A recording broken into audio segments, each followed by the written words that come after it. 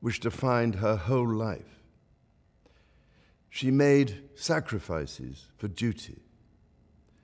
Her dedication and devotion as sovereign never wavered through times of change and progress, through times of joy and celebration, and through times of sadness and loss.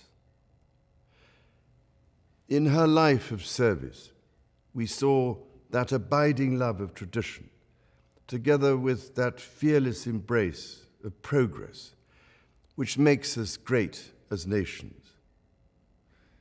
The affection, admiration, and respect she inspired became the hallmark of her reign.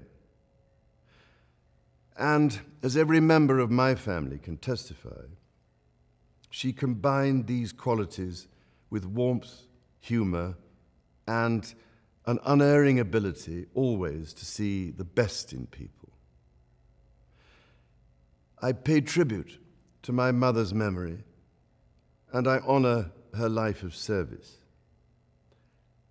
I know that her death brings great sadness to so many of you, and I share that sense of loss beyond measure with you all. When the Queen came to the throne, Britain and the world were still coping with the privations and aftermath of the Second World War, and still living by the conventions of earlier times.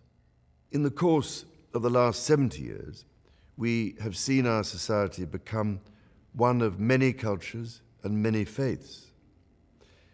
The institutions of the state have changed in turn.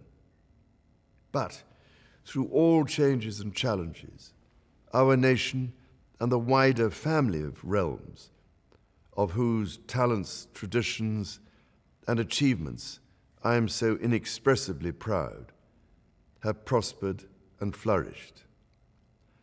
Our values have remained and must remain constant.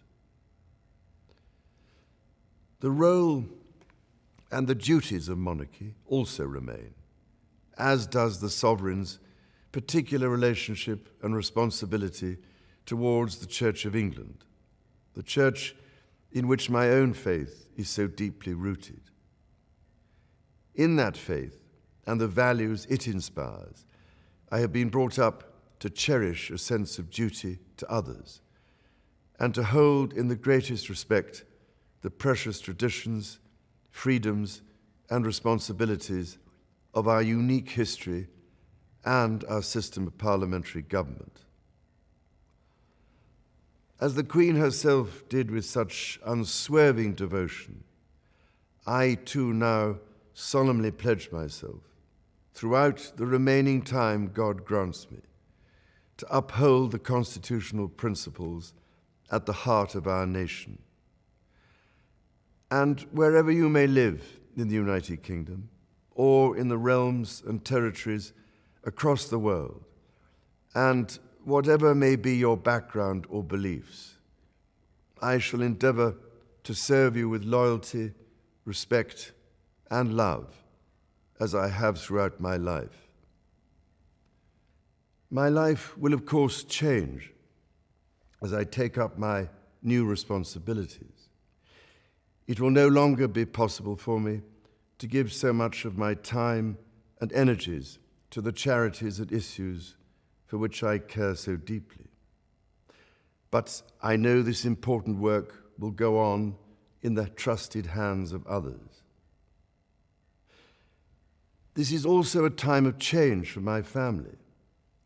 I count on the loving help of my darling wife, Camilla. In recognition of her own loyal public service since our marriage 17 years ago, she becomes my Queen Consort. I know she will bring to the demands of her new role the steadfast devotion to duty on which I have come to rely so much. As my heir, William now assumes the Scottish titles which have meant so much to me. He succeeds me as Duke of Cornwall and takes on the responsibilities for the Duchy of Cornwall, which I have undertaken for more than 5 decades. Today, I am proud to create him Prince of Wales, Tywysog Cymru, the country whose title I've been so greatly privileged to bear during so much of my life and duty.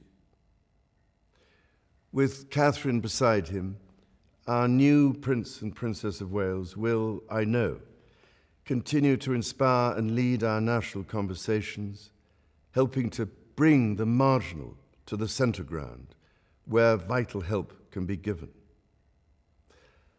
I want also to express my love for Harry and Meghan as they continue to build their lives overseas. In a little over a week's time, we will come together as a nation, as a Commonwealth, and indeed a global community, to lay my beloved mother to rest. In our sorrow, let us remember and draw strength from the light of her example. On behalf of all my family, I can only offer the most sincere and heartfelt thanks for your condolences and support. They mean more to me than I can ever possibly express.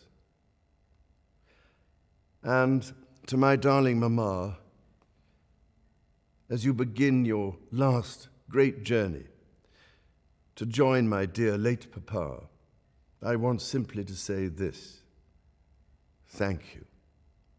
Thank you for your love and devotion to our family and to the family of nations you have served so diligently all these years. May flights of angels sing thee to thy rest.